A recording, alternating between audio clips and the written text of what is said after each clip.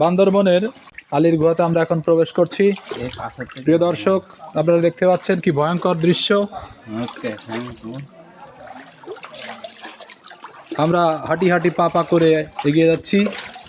আমার সাথে আছে আমার সহকর্মীবৃন্দ, প্রচুর সাহস তাদের, এগিয়ে যাচ্ছে বাঘের মুখে। এই সেই আলীর গুহা, জানা দেখলেই নয়, তবে সিটে পড়ে যাওয়ার সম্ভাবনা আছে। আস্তে আস্তে হেঁটে হেঁটে যাচ্ছি, আস্তে আস্তে, একটুতে একটু হলেই কিন্তু কেলো হয়ে যাবে। আজকে যে আর যাব না, আজকে আর খাবো না। আলী কদম ওই জায়গার নামে নামকরণ হয়েছে হয়তো।